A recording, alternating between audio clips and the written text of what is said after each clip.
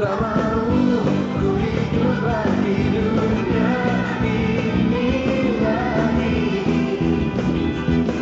Tak ingin kompromi, tak ingin laku dan gaya terbang tinggalkan hatimu.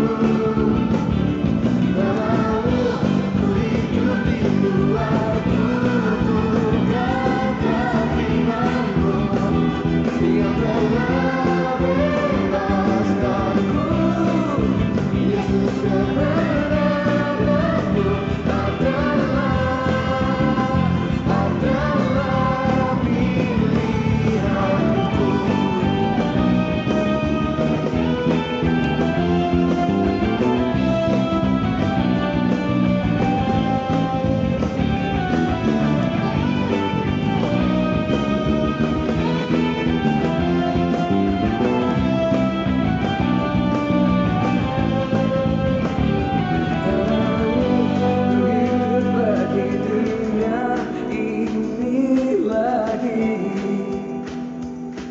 Tak ingin kompromi.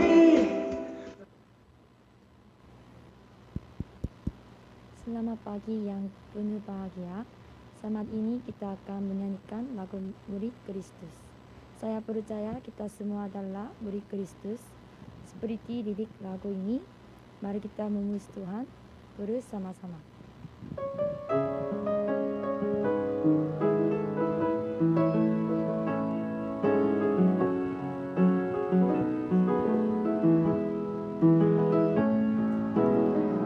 Hariku bertemu Kristus, jawaban hidupku temukan. Ku tahu siapa diriku, untuk apa berdiri, bagaimana hidup di dalamnya. Hariku bertemu Kristus, hidupku temukan. Ku kan nikmati ikuti firman-Nya, lihat kerajaan-Nya di bumi. Jika tinggal satu hari sebagai murid-Mu, ku kan hidup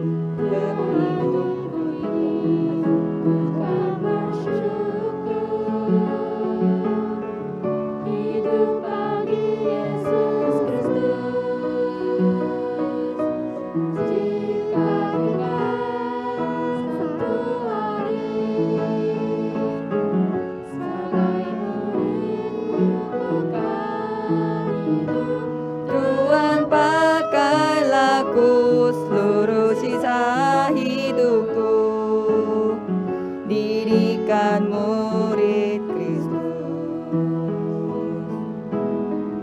Hariku bertemu Kristus, tujuan hidupku temukan. Berdiri, bagaimana hidup di dalamnya. Hariku bertemu Kristus, tujuan hidupku temukan. Ku kan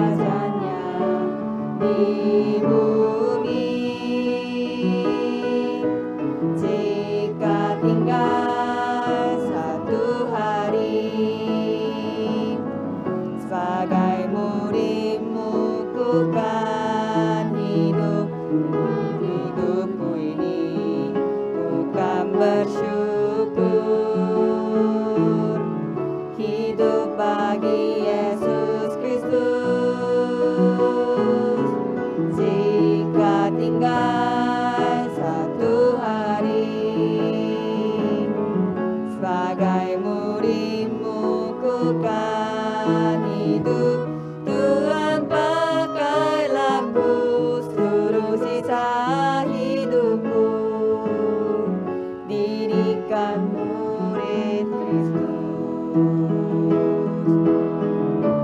Tak goyah dalam badai,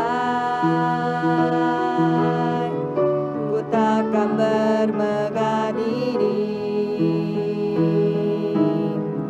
ku takkan berkecil hati, sampai akhir takkan jatuh. Jika tinggal satu hari sebagai muridmu, ku kan hidup dengan hidupku ini, ku kan bersyukur hidup bagi Yesus Kristus. Jika tinggal satu hari sebagai muridmu, ku kan hidup. Tuhan pakailah ku seluruh sisa hidupku, jadikan murid Kristus. Mari kita berdoa untuk memulai ibadah.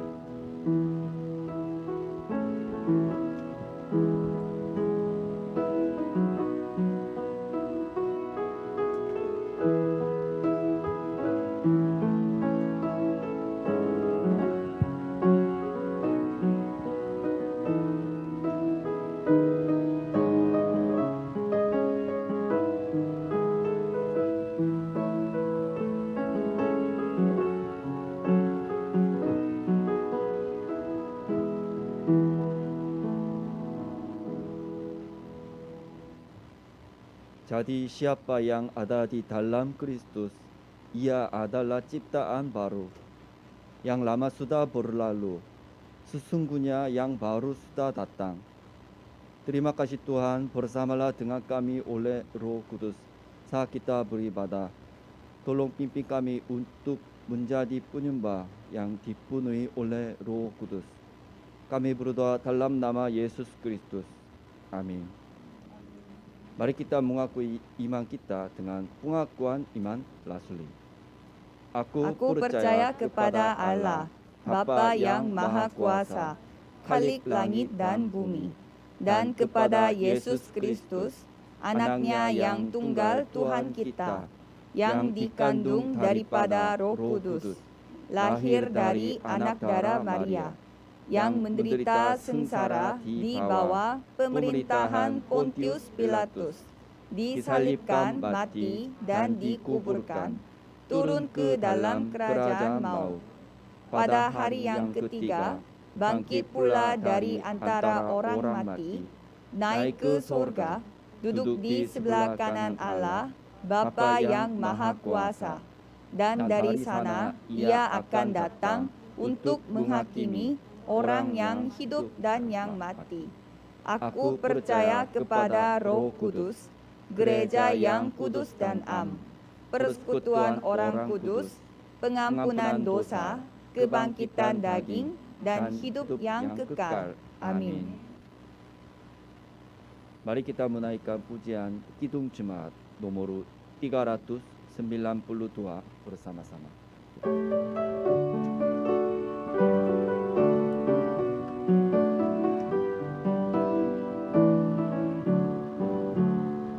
Berbahagia, yakin teguh, Yesus abadi kepunyaanku. Aku warisnya, ku ditebus, ciptaan baru Roh Kudus. Aku bernyanyi bahagia, memuji Yesus selamanya. Aku bernyanyi bahagia, memuji Yesus selamanya.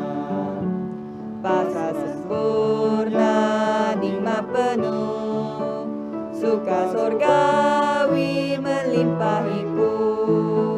Lagu malaikat amat merdu, kasih dan rahmat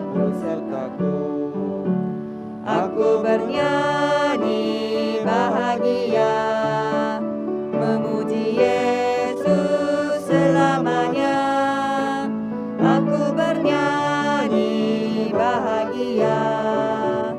memuji Yesus selamanya. Aku Serahkan diri penuh dalam Tuhanku, hatiku teduh sambil menyongsong kembalinya. diliputi anugerah. Aku bernyanyi bahagia, memuji Yesus selamanya. Aku bernyanyi bahagia, memuji Yesus selamanya. Amin. Doa syafaat akan dibawakan oleh Pemudi Kim Eun-jin.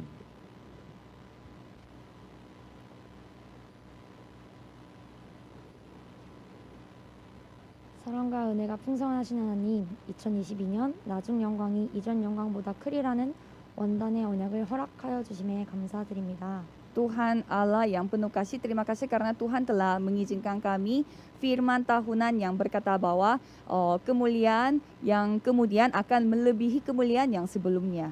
여기 모인 모든 인리 예배부 성도들이 원단의 언약을 붙잡고 하나님이 주신 본당 헌당의 경제를 회복하여 라스트 천의 주역의 대열 속에 있게 하옵소서. Tolong berkatilah semua anggota jemaat yang hadir pada saat ini melalui online dan juga offline supaya mereka bisa menjadi tokoh utama yang memegang firman tahunan ini dan mereka dapat dipulihkan soal permasalahan ekonomi mereka sehingga mereka bisa menjadi tokoh utama untuk memberi 1000 hal yang mereka bisa kasih sebagai terakhirnya.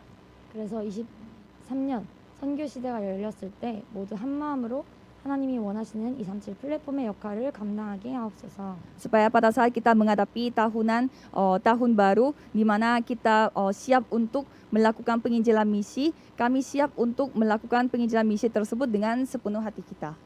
한 주간 할 수 있는 대로 전해야 할 복음이라는 강단 말씀 성취 속에 있게 하심에 감사를 드립니다. Dan terima kasih karena selama 1 minggu kemarin Tuhan membiarkan kami hidup di dalam firman yang kita telah terima pada hari Minggu, yaitu kita harus memberitahukan Injil ini sebanyak-banyaknya. 하나님의 은혜와 사랑으로 절대 불가능 속에서 절대 가능의 대열에 서게 하심에 감사를 드립니다. Dan terima kasih juga hanya karena kasih karunia kami tadinya mustahil bisa dipindahkan ke tempat di mana tidak ada yang mustahil bagi kita. 한 주간도 날마다 생명의 빚진 자 의식을 가지고 All or Nothing의 복음 24 열정을 우리에게 허락하여 주심에 감사드립니다. Dan tolong berkatilah kami supaya 1 minggu ke depan pun kami bisa memiliki hati yang sangat antusias untuk memberitakan Injil ini dengan moto hidup bahwa kalau kita tidak melakukan ini kita akan kehilangan semuanya. 성령의 불이 절대 꺼지지 않고 영원히 우리와 함께 하심을 믿습니다. Dan kami percaya bahwa api Roh Kudus tidak akan padam selamanya dan akan bersama dengan kita selamanya. 우리에게 허락하신 이 복음의 열정이 식지 아니하고 늘 복음의 불이 붙어 현장 24의 응답 속에 있게 하심에 감사를 드립니다. Dan karena api Roh Kudus tersebut selalu bersama dengan kami dan kita tidak akan berhenti untuk antusias untuk memberitakan Injil ini untuk kedepannya juga dan untuk itu kami mengucap syukur kepada Tuhan. 우리가 마음을 모아 예배하고 기도하는 이 시간 시공간을 초월하여 237의 모든 현장에 복음의 능력이 임할 것을 믿습니다. Pada saat kita mempersatukan hati kita untuk beribadah di tempat ini dan kami percaya bahwa Tuhan Allah akan memberi jawaban yang dapat melampaui waktu dan ruang. 지금도 여러 가지 상황과 환경 속에 오직 복음만을 말하는 237의 현장에 파송된 전 세계의 선교사님을 두고 기도합니다. Dan pada saat ini kami berdoa juga untuk semua misionaris yang telah diutuskan oleh Tuhan dan berdoa di tempat mereka masing-masing. 우리 선교사님들이 가시는 모든 발걸음 위에 오직 하나님의 나라가 임하게 하시며 모든 현장마다 로마서 16장의 제자들이 일어나게 하옵소서. Biarlah setiap langkah yang diambil oleh para misionaris itu datanglah kerajaan Tuhan Allah dan mereka siap untuk melakukan tugas yang telah diberikan oleh Tuhan. 그 가운데 특별히 우리 인도네시아에 파송받아 계시는 선교사님들 계십니다.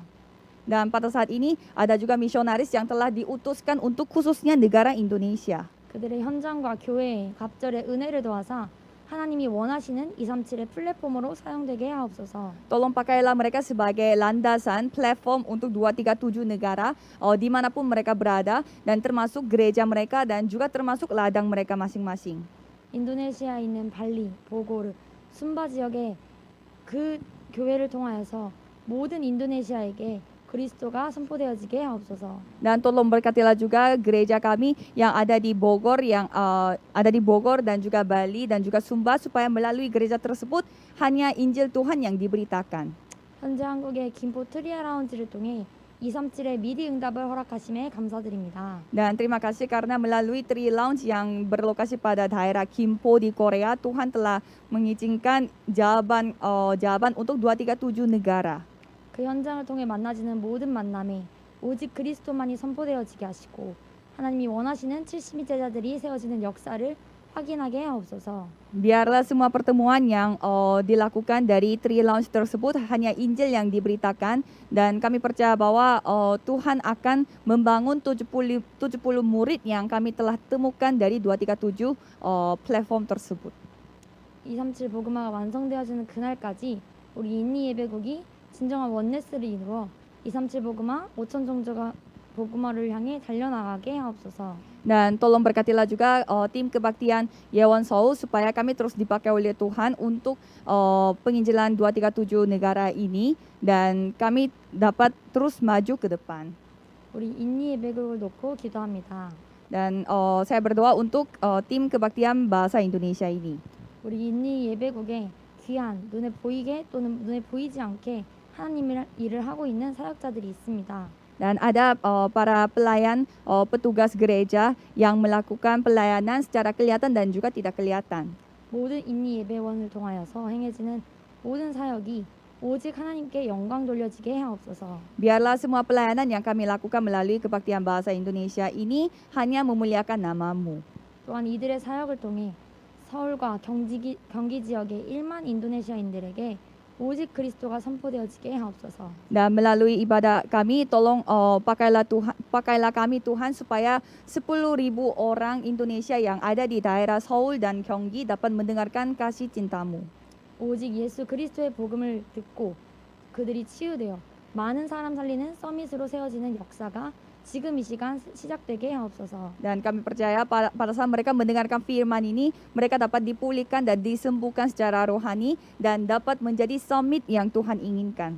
이를 위해 우리 인니 예배원 모두 한 사람 한 사람이 사모직의 언약을 붙잡고 매 순간 그리스도를 사실적으로 누리게 하옵소서. Dan biarlah setiap anggota gereja, anggota kebaktian Indonesia ini dapat menikmati 3 hari ini, yaitu firman hari ini, doa hari ini, dan penginjilan hari ini. 말씀을 듣는 시간입니다. Dan ini saatnya untuk mendengarkan firman Tuhan. 말씀을 선포하시는 방연아 전도사님에게 갑절의 영감을 더하여 주옵소서. Tambahkanlah kepenuhan Roh Kudus yang 2 kali lipat ganda kepada Ibu Anita yang akan memberitakan firman pada hari ini. 그래서 그의 말씀 입술을 통해서 선포되어지는 모든 말씀이 단 하나도 땅에 떨어지지 않고 우리들의 모든 현장 속에 성취되게 하옵소서. Supaya setiap firman yang diberitakannya itu tidak ada yang satupun gugur di atas tanah. 또한 말씀을 듣는 여기 모인 모든 예배자들이 사람의 말로 듣는 게 아닌 하나님의 음성으로 들려지는 시간 되게 하옵소서. Dan biarlah pada saat semua orang yang beribadah di tempat ini, mereka mendengarkan firman Tuhan itu bukan sebagai kata-kata dari manusia, tetapi firman dari Tuhan Allah.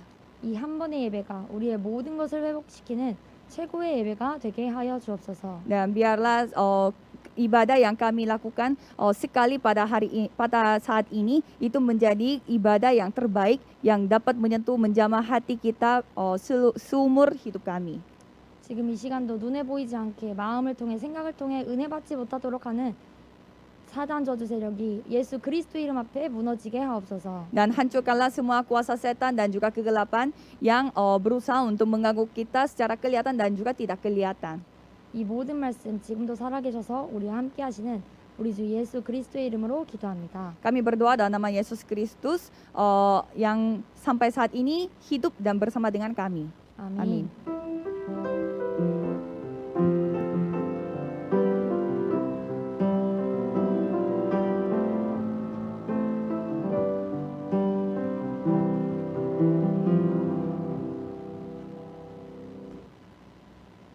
Firman Tuhan hari ini telah diambil dari kitab Roma pasal 1 ayat 16 sampai 17.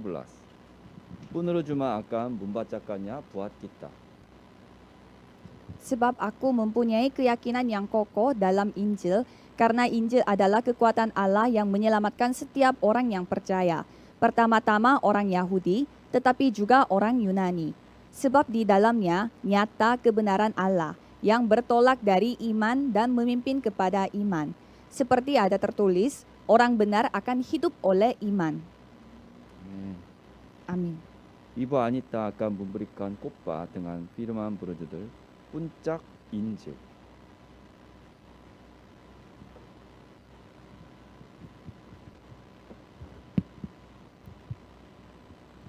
Mari kita mengakui iman kita, Yesus adalah Kristus, anak Allah yang hidup. Mari kita saling memberi salam. Saudara adalah murid Kristus. King adalah murid Kristus. Emi adalah murid Kristus. Franz adalah murid Kristus. Papa Yun adalah murid Kristus. Judul khotbah hari ini adalah Murid Puncak Injil. Diambil dari Roma 1 ayat 16 sampai 17. Sebagai pengantar, menurut astrologi China, tahun 2022 disebut tahun macan air. Macan dikenal sebagai raja dari semua binatang di Korea. Korea sangat akrab dengan macan. Macan muncul dalam mitos negara Korea. Semenanjung Korea kadang digambarkan dalam bentuk macan, dan pasangan macan sudah dibentuk sebagai maskot Olimpiade 1988 juga. Sejak zaman dulu, konon macan merupakan simbol dari kekuatan, keberanian, kepercayaan diri, dan memerangi kejahatan.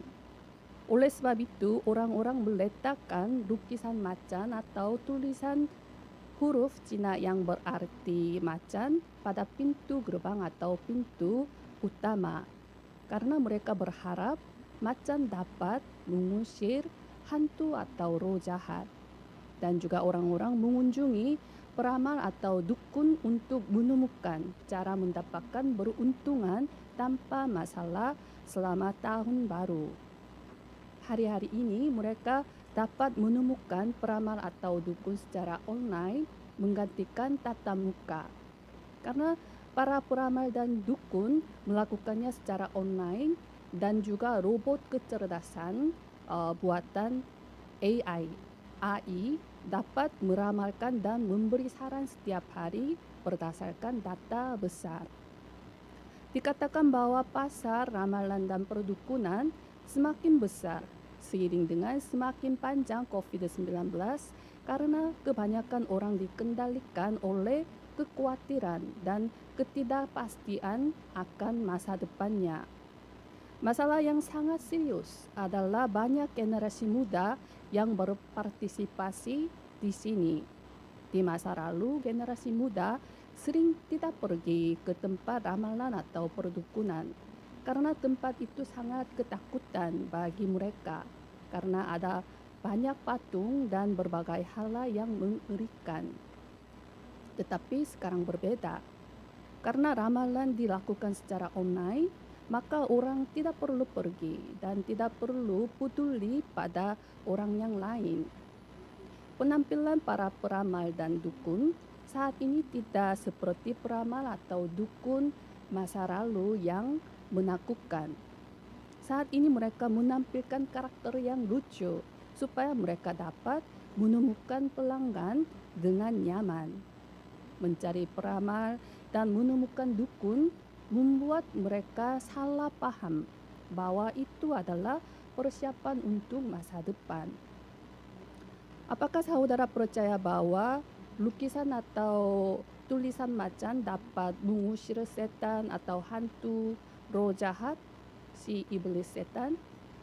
Apakah saudara percaya bahwa lukisan atau tulisan macan dapat mengatasi bencana? Apakah saudara percaya bahwa peramal dan dukun dapat beramal masa depan saudara dengan tepat? Apakah saudara menganggap bahwa peramal dan dukun dengan karakter yang lucu akan akrab dengan saudara? Jika iya, saudara sudah tertipu sepenuhnya. Di sisi balik ada tipu muslihat yang jahat dan setan untuk membinasakan manusia. Ketika saya melihat situasi dan kondisi tersebut, saya teringat ayat seperti ini. 2 Korintus 11 ayat 14. Hal itu tidak usah mengherankan, sebab iblis pun menyamar sebagai malaikat terang. Si iblis setan menyamar sebagai malaikat terang untuk membuat manusia jatuh ke jalan kehancuran. Di atas segalanya kita harus melindungi generasi muda, generasi masa mendatang dari serangan setan. Pertama-tama kita harus bangun secara rohani untuk membuat serangan setan tidak memiliki kekuatan. Kita harus memenuhi peran rohani kita sebagai penjaga Injil 24. Kita sedang membahas kitab Roma sejak tahun baru 2022. Ketika kita memikirkan kitab Roma, kata yang langsung teringat adalah Injil. Meskipun kitab Roma adalah salah satu sebuah surat, tapi itu disebut kitab Injil Paulus karena membahas Injil Yesus Kristus secara cukup mendalam sebanding dengan 4 kitab Injil yang mencatat pekerjaan dan perkataan Yesus Kristus. Kitab Roma dimulai dengan Injil dan diakhiri dengan Injil.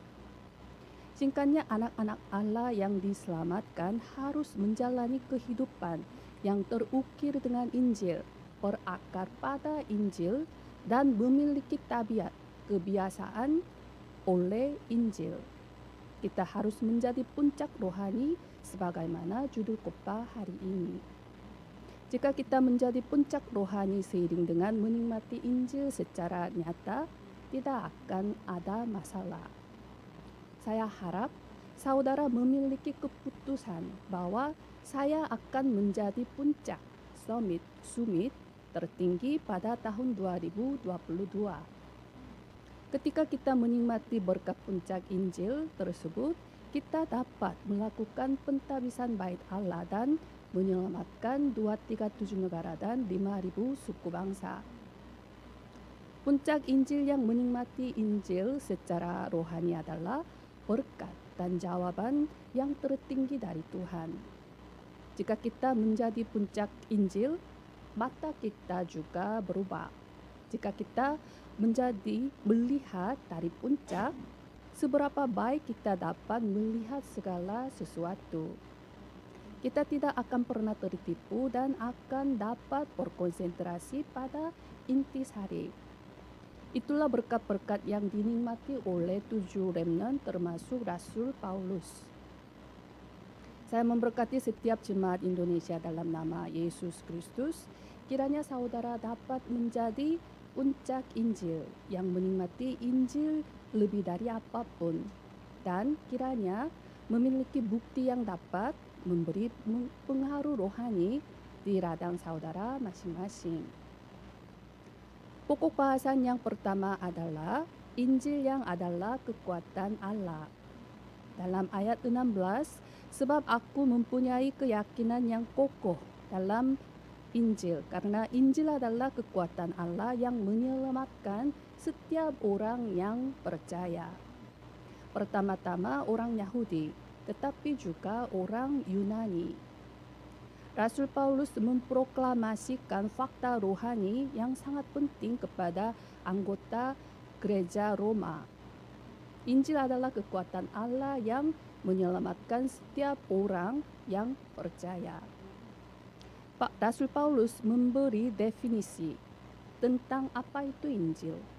Melanjutkannya dalam Roma pasal 1 ayat 2 sampai 4. Injil itu telah dijanjikannya sebelumnya dengan perantaraan nabi-nabinya dalam kitab-kitab suci tentang anaknya yang menurut daging diperanakan dari keturunan Daud dan menurut Roh Kekudusan dinyatakan oleh kebangkitannya dari antara orang mati, bahwa ia adalah anak Allah yang berkuasa, Yesus Kristus, Tuhan kita. Injil adalah Kristus. Paulus menyatakan bahwa aku mempunyai keyakinan yang kokoh dalam Injil. Ini berarti bahwa kebanyakan orang di dunia tidak mempunyai keyakinan yang kokoh dalam Injil yang Paulus beritakan. Karena Injil yang disampaikan Paulus sama sekali berbeda dari Injil yang dipikirkan oleh orang Roma. Injil yang Paulus beritakan bukanlah Injil kekaisaran Romawi, tetapi Injil Allah, yaitu Yesus adalah Kristus. Injil yang digenapi melalui penyaliban dan kebangkitan Yesus Kristus. 12 masalah rohani manusia dimulai dari dosa mula-mula oleh manusia pertama Adam dalam Kejadian pasal 3. Yesus Kristus disalibkan dan mati untuk menyelamatkan menyelesaikan masalah tersebut, dan dibangkitkan sebagai bukti bahwa menyelesaikan semua masalah.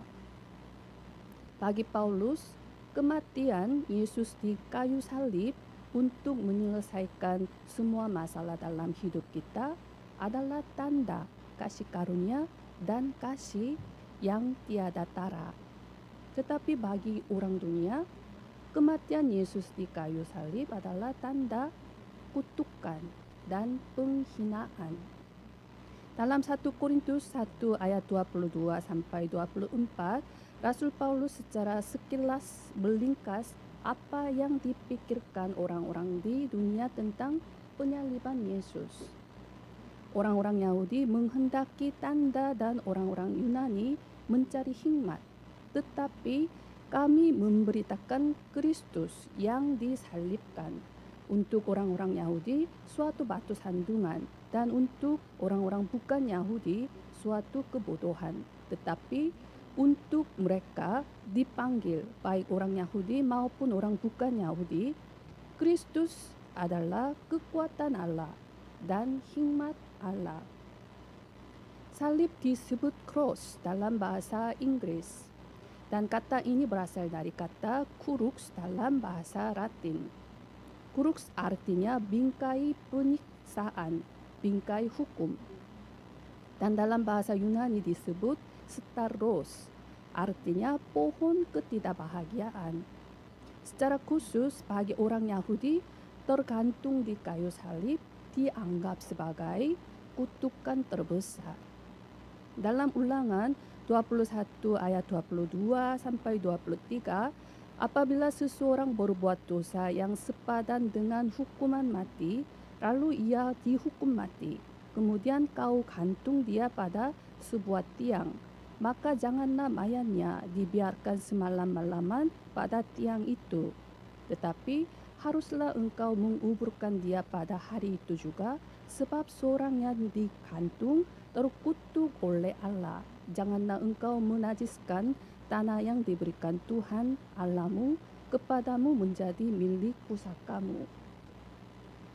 Sehingga bagi orang Yahudi enggan memberitakan Kristus yang disalibkan. Tidak ada hal yang sebodoh seperti salib bagi orang bukan Yahudi. Mereka tidak dapat memahami bagaimana Yesus yang mati di kayu salib, di mana ia dihukum orang-orang berdosa yang keji untuk menyelamatkan umat manusia. Tetapi Rasul Paulus mempertaruhkan nyawanya untuk memberitakan Injil penyaliban dan kebangkitan Yesus Kristus, membedakannya dengan orang duniawi. Mengapa? Karena hanya Injil Yesus Kristus adalah kekuatan Allah untuk menyelamatkan jiwa-jiwa.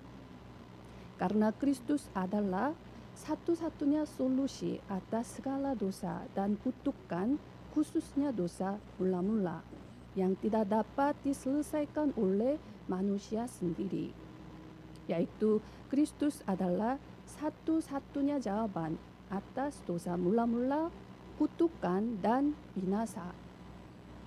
Kata kekuatan di sini disebut dunamis dalam bahasa Yunani. Dinamit dalam bahasa Inggris berasal dari dunamis. Injil memiliki daya redak, seolah-olah dinamit meledak. Sehingga kita harus meminta kekuatan Injil, bukan hal-hal yang lain, kepada Tuhan. Kekuatan Allah Tritunggal Maha Kudus bersama saya. Kekuatan yang mengalami berkat tata surgawi. Kekuatan ini kekuatan Injil. Jika berkat tata turun ke atas saya, dapat disebut 24 saya. Jika berkat tata turun ke atas gereja, dapat disebut 24 gereja. Jika berkat tata turun ke atas radang kita masing-masing, dapat disebut 24 radang. Menggabungkan ketiga hal ini menjadi satu, dapat disebut jawaban 24. Jika kita menikmati berkat tata surgawi 24 jam, 25 akan muncul secara alami. 25 berarti bahwa pekerjaan Tuhan digenapi melalui saya. Jawaban transenden, jawaban abadi akan datang tanpa peduli kemampuan saya, level saya. Sehingga sebagai hasilnya, karya kehidupan tercipta. Ketika seorang pengungsi Korea Utara tiba di Korea Selatan, menanyakan pertanyaan seperti ini. Mengapa ada begitu banyak bangunan, gedung yang memiliki tanda tambah di kota Seoul? Anggota staf menjawab dengan senyum seperti ini. Itu adalah salib.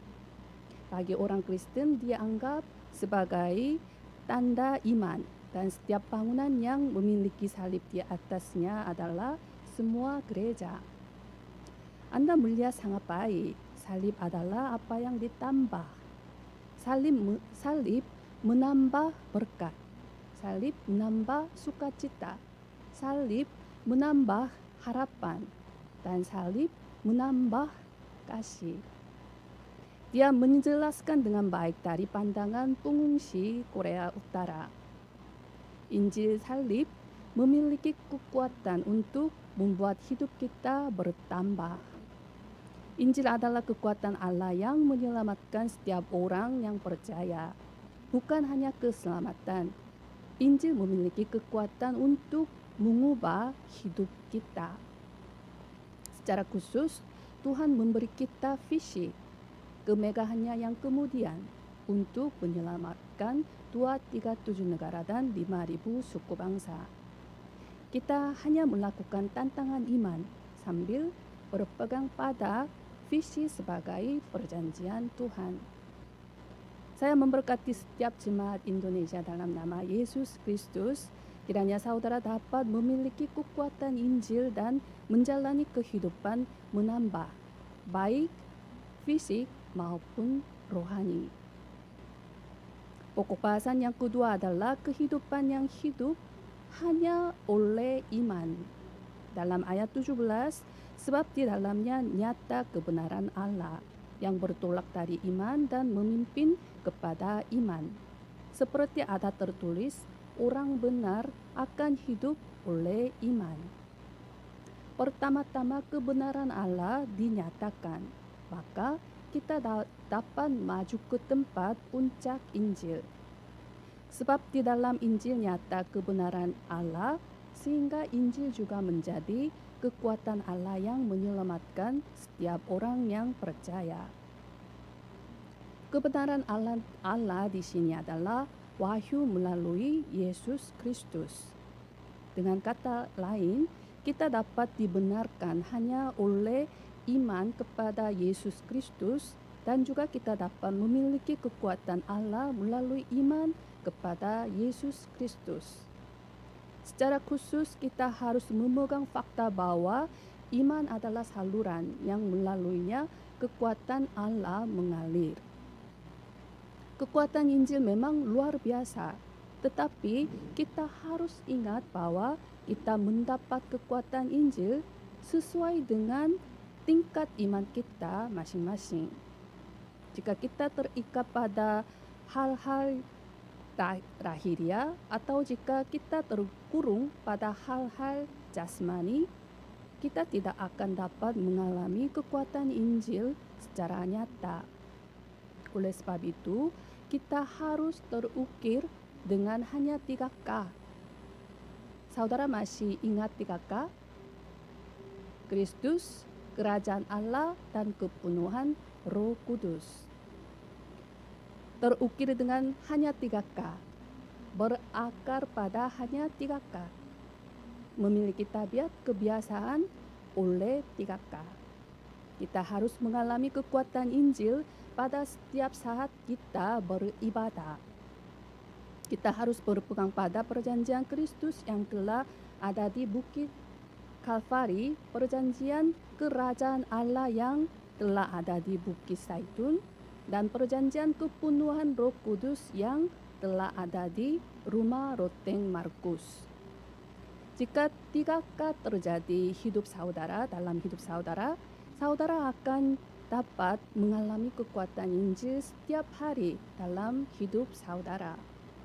Saya harap setiap jemaat Indonesia dapat menikmati kebebasan sejati sehari-hari melalui Injil dan menerima penghiburan dan menerima kekuatan baru sehari-hari dengan Injil. Dalam Habakuk 2 ayat 4, Paulus menekankan pentingnya satu-satunya iman saja. Orang yang benar itu akan hidup oleh percayanya. Firman ini adalah firman yang menjadi titik awal dari reformasi agama oleh Martin Luther. Dia selalu berpikir tentang bagaimana dapat menjalani kehidupan yang digenapi kerajaan Allah. Maka dia menjadi seorang biarawan dan berjuang untuk mencapai kebenaran Allah melalui usahanya sendiri. Tetapi semakin dia melakukannya, semakin hidupnya dicengkeram oleh rasa bersalah dan rasa takutnya akan Tuhan semakin bertambah. Suatu hari dia menyadari bahwa orang yang benar itu akan hidup oleh percayanya. Dia menerima jawaban yang benar melalui firman tersebut.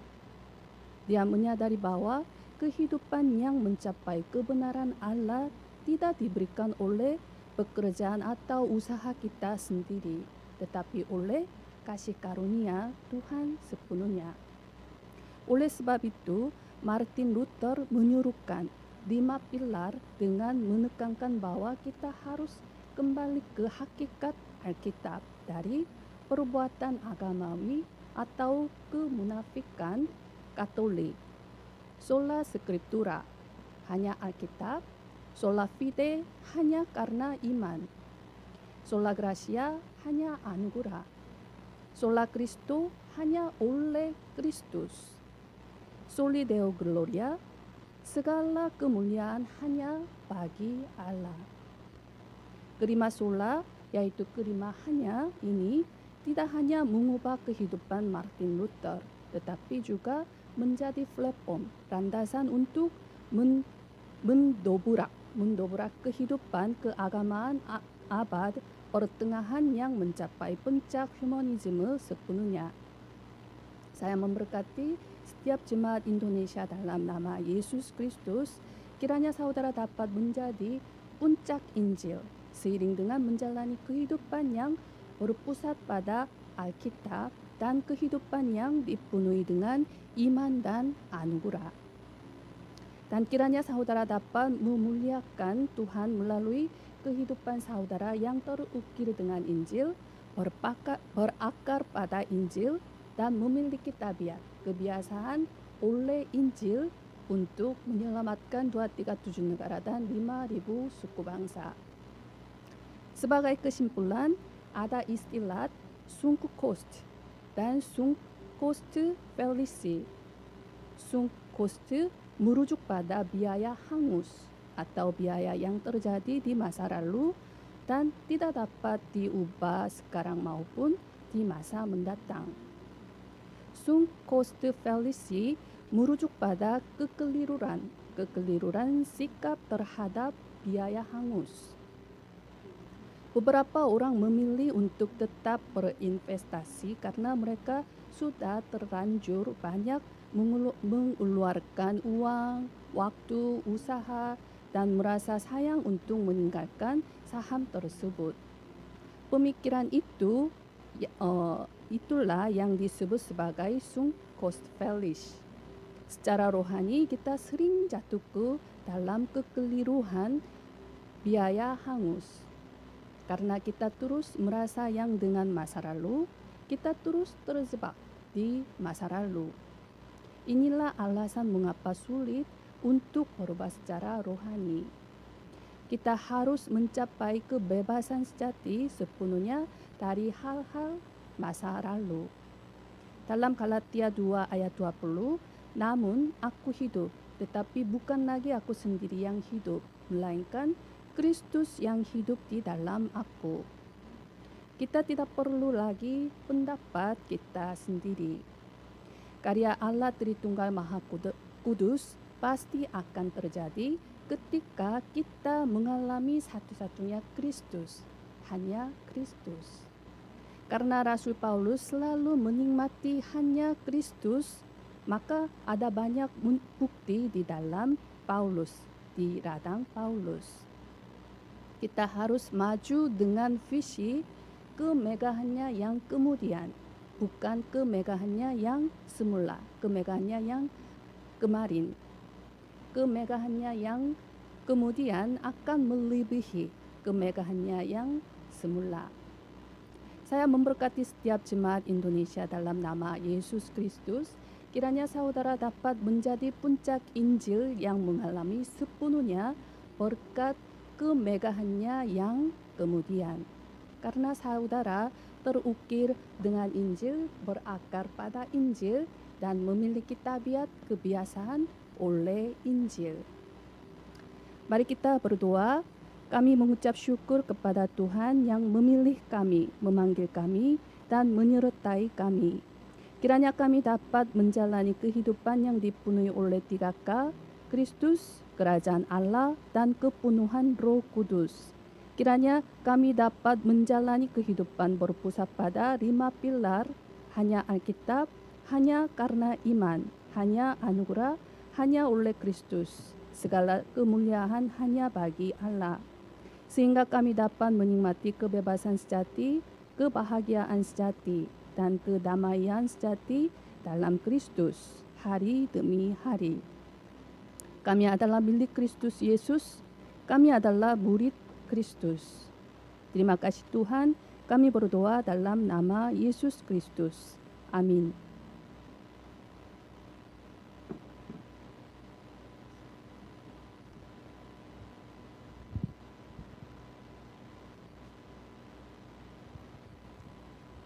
Sekarang saatnya waktu pengumuman gereja.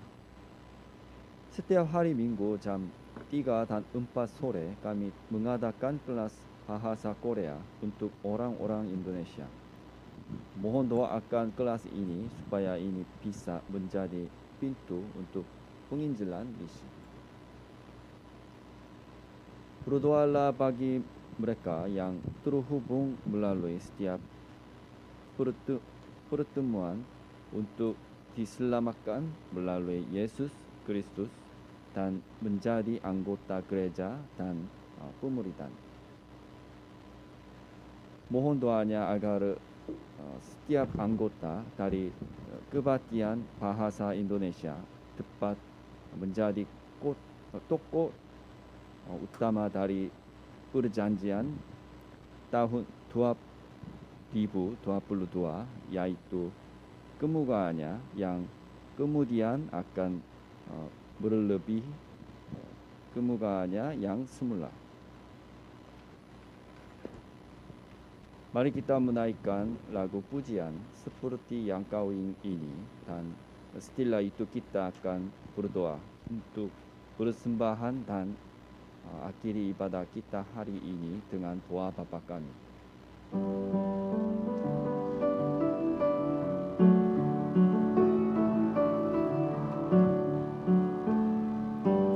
Bukan dengan barang fana Kau membayar dosaku, dengan darah yang mahal, tiada noda dan celah. Bukan dengan emas perak Kau menebus diriku, oleh segenap kasih dan pengorbananmu, ku telah mati dan tinggalkan cara hidupku yang lama. Semuanya sia-sia dan tak berarti lagi. Hidup ini ku letakkan pada mezbah-Mu ya Tuhan. Jadilah padaku seperti yang Kau ingini.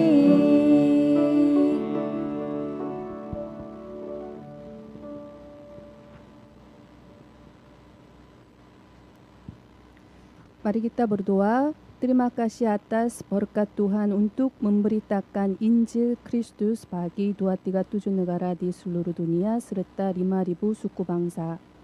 Berikanlah kami mata seorang penjaga, mata Injil, dan tolonglah kami untuk menikmati berkat 24 jam. Dalam waktu 2 saat ini, biarlah murid penginjilan yang Engkau pakai dan telah Engkau persiapkan bagi dunia dapat dibangun dengan teguh. Kiranya diizinkan berkat tata yang melampaui ruang dan waktu bagi setiap jemaat di Gereja Bali, Bogor, dan Seoul Yewon. Terima kasih karena kami dapat menjalani kehidupan sebagai terang di 237 negara. Kami berdoa dalam nama Yesus Kristus, Raja di atas segala raja dan Tuhan atas segala sesuatu. Amin. Bapa kami yang di sorga, dikuduskanlah nama-Mu, datanglah kerajaan-Mu, jadilah kehendak-Mu di bumi seperti di sorga.